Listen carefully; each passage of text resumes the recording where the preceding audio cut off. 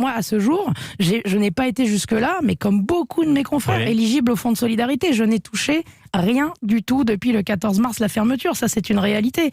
Parce qu'à chaque fois, il y a des effets d'annonce, bien évidemment, et puis le lendemain, le surlendemain, quand les ordonnances sortent, on se rend compte qu'il y a des facteurs d'exclusion, où un coup, c'est il faut être moins de 10 salariés, un coup, c'est moins de 20 salariés, etc. Puis un coup, c'est les holdings. Donc, en fait, on n'est jamais éligible à rien à ce jour. Quand il y a eu la fermeture des librairies, les politiques ont dit oui, mais le click and collect. Les libraires ont dit c'est 10%.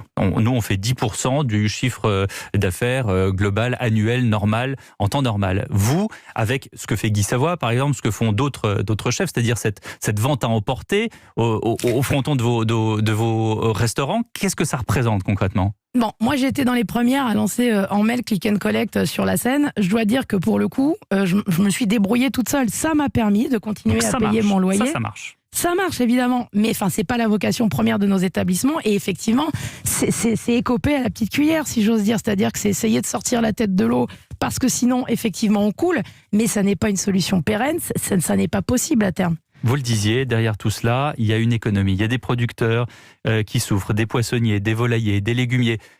Parlez-nous de ces gens-là que vous avez, j'imagine, au téléphone tous les jours. Tous les jours, évidemment.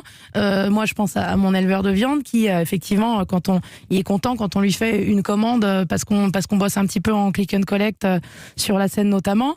C'est catastrophique parce qu'après, il y a toute une filière, comme je l'ai dit. C'est-à-dire que là, on arrive à Noël, il y a des volailles qui, depuis des centaines de jours, sont élevées, sont travaillées, le foie gras, etc. Il y a des gens qui vivent sur des saisonnalités de produits aussi, qui travaillent toute une année pour 2 mois, 3 mois faire leur année. Donc effectivement, ils ont besoin de nous. Mais quand nos restaurants sont à l'arrêt, alors effectivement, ça bénéficie par contre à la grande distribution, etc. Puisque les gens peuvent continuer à aller faire leurs courses. Là, il n'y a pas de problème. Donc justement, les gens se rabattent sur la grande distribution. Vous, pendant ce temps, vous avez un loyer, j'imagine, pour la Seine qui est, bon, on va le dire, avenue Matignon dans le 8e, c'est le quartier le plus cher de Paris. Ça coûte combien par mois, par exemple ? Je vais pas ça vous coûte donner. Cher. Ça coûte très cher, évidemment. Ça coûte très cher. Et je n'ai eu aucun effort de la part de mon bailleur. Depuis le 14 mars, je paye l'intégralité de mon loyer. Et derrière, combien de personnes à la Seine ? 24. 24 personnes plus à la Seine. Le restaurant que vous venez d'ouvrir, MAM. Plus, alors c'est pas un restaurant moi que je viens d'ouvrir, c'est justement non plus, c'est un traiteur, épicerie fine, plat cuisine, etc. Vente à emporter. C'est un projet que j'avais depuis plusieurs années et que j'ai concrétisé là. C'est-à-dire que moi je fais partie des gens qui croient en mon pays, qui continuent d'investir, etc.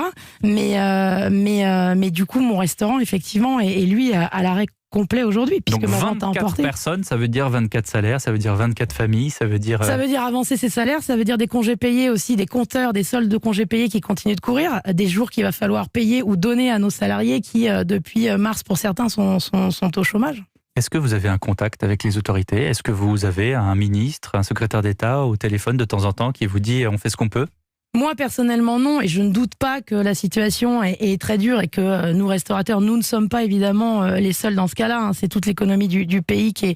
Voilà, on a les syndicats, notamment l'UMI, qui dialoguent avec les pouvoirs publics et qui essayent d'œuvrer pour nous. Vous êtes à l'antenne d'Europe 1, Stéphanie Lequelec. Qu'est-ce que vous avez envie de dire pour clore cet entretien ? J'ai envie de dire qu'il faut quand même garder espoir. J'ai envie de dire que nous avons envie de réouvrir, mais pas dans n'importe quelle condition, parce que réouvrir et refermer, c'est très difficile pour nous aussi. Relancer des machines, le stop and go, c'est extrêmement difficile dans notre cas.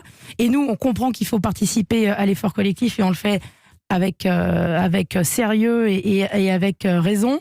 Cependant, il faut nous aider sur nos frais fixes. Voilà, prendre en charge l'intégralité de nos frais fixes. Prendre en charge l'intégralité des frais fixes des restaurateurs. On peut accepter, si vous voulez, de ne plus gagner notre vie, de ne plus avoir de salaire, parce qu'on ne se paye pas non plus, hein, ça c'est quand même aussi une réalité. Cependant, on ne peut pas perdre de l'argent, on ne peut plus perdre d'argent, et nos maisons sont en danger.